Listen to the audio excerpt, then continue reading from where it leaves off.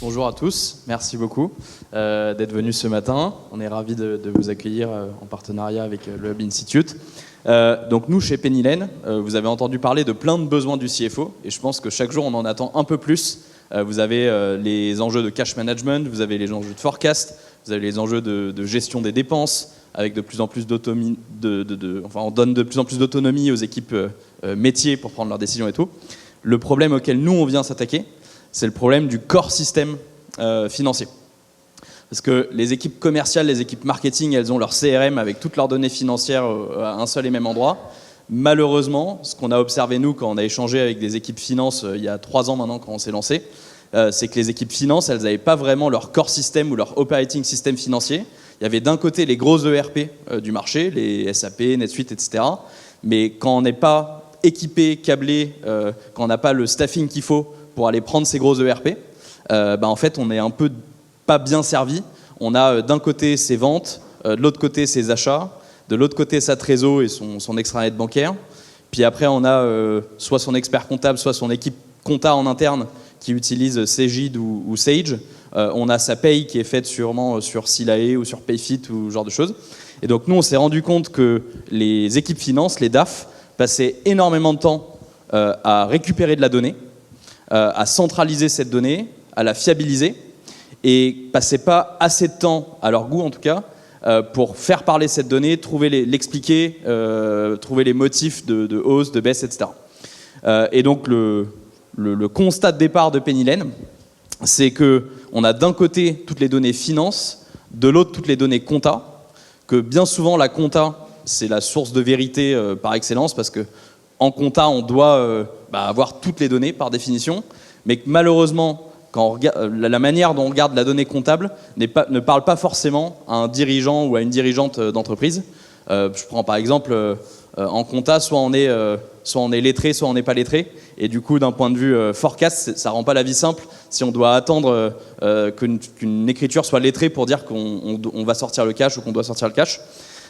Et donc, toute la philosophie de Pennylen, c'est d'essayer de reconstruire les outils historiques. Vous avez en tête Cegid, Sage, et on sait qu'ils sont extrêmement complets. Donc on a mis des moyens assez pharaoniques pour reconstruire toutes les fonctionnalités que vous pouviez imaginer de saisie, de révision, de déclaration. Et on vient connecter ça avec des outils de gestion financière. Et notre job, c'est faire en sorte qu'on ait toujours une source de vérité financière. Et que par contre, quand il y a une action qui est prise côté finance, côté gestion, donc par exemple je paye une facture d'achat, ça vient directement se refléter en compta, et que quand la compta vient lettrer dans sa balance fournisseur des écritures d'achat avec des écritures de banque de TVA, ça vient directement mettre à jour le statut de la facture comme payé côté finance. Donc notre job, c'est vraiment de réconcilier la compta et la finance pour avoir une source de vérité financière unique, avec par contre des vues adaptées aux besoins de chacun. Et sans en dire plus, alors peut-être juste 2 mots sur le travail que c'est, et après je donne la parole à Raphaël qui va vous expliquer comment nous-mêmes chez Pennylen, on utilise Pennylen pour notre propre gestion financière. On met des moyens techniques et produits assez colossaux, donc aujourd'hui c'est 200 personnes en tech, parce que les solutions type Cegid et Sage ont beau être vieillissantes, elles étaient extrêmement complètes. Donc on met énormément de moyens pour tout reconstruire et bien coller à la compta française, parce qu'on opère uniquement en France, donc être sûr que ça répond bien aux besoins métiers des utilisateurs comptables. Et de l'autre côté, on met énormément de moyens pour gérer tous les différents modules, vente, achat, etc. Et après, on est extrêmement interopérable, parce que comme je l'ai dit, on est un core système, et je pense que c'est l'avenir pour la profession. Personne ne sera le meilleur partout.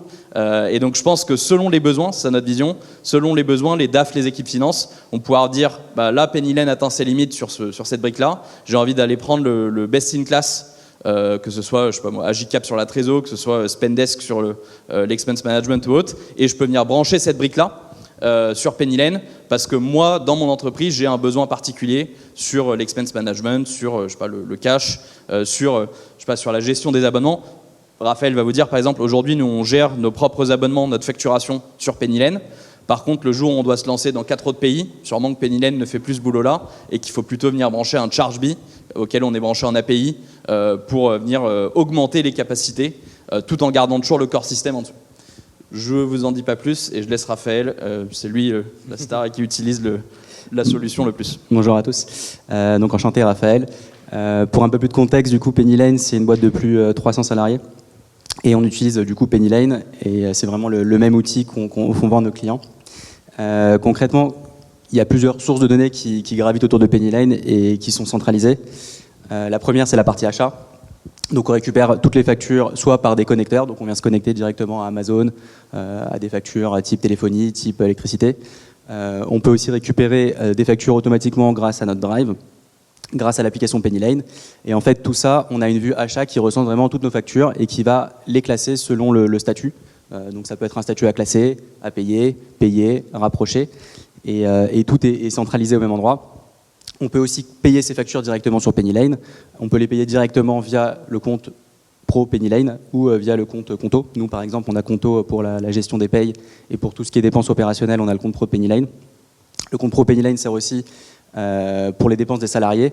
Donc, on donne des cartes PennyLane à nos commerciaux qui peuvent directement uploader directement les justificatifs. Ils reçoivent une notification en temps réel sur leur téléphone. Donc ça, c'est pour la partie achat. Sur la partie vente, donc nous on a sorti ici récemment les demandes d'achat.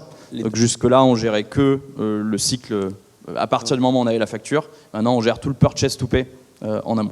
Donc quand il y a un salarié qui veut faire une demande d'achat, moi je reçois une demande, je valide et ensuite il peut uploader la facture. On a aussi le module note de frais.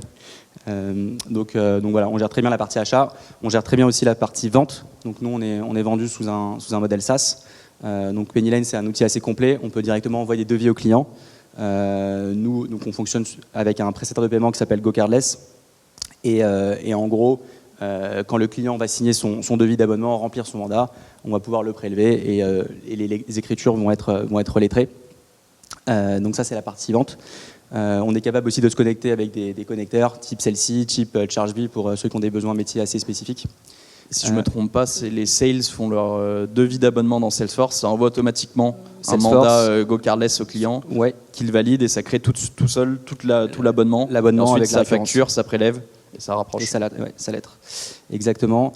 Au niveau de la paye, nous on est intégré directement avec, on l'a dit avec PayFit, mais nous on est intégré directement avec Sila. Les écritures de paye remontent automatiquement en comptabilité avant le 5 du mois, donc c'est plutôt cool quand on fait des clôtures mensuelles comme nous. Sur la partie data, PennyLane est plugué avec pas mal d'outils de BI. Nous, on utilise en interne Metabase, donc ça nous permet de faire pas mal de queries, de dashboards en temps réel.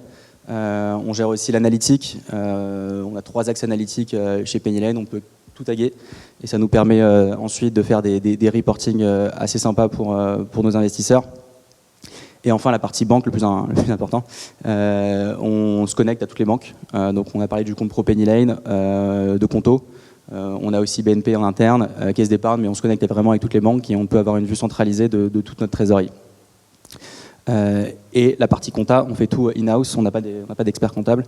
Et ça, directement, tout ce qui se passe en gestion, que ce soit vente, que ce soit achat, que ce soit paiement, tout est reflété en comptabilité, c'est le même outil. Ça nous fait gagner un temps fou. Pour ceux qui font des clôtures mensuelles ici, nous, on clôture le 10 du mois et le reporting est envoyé au COMEX.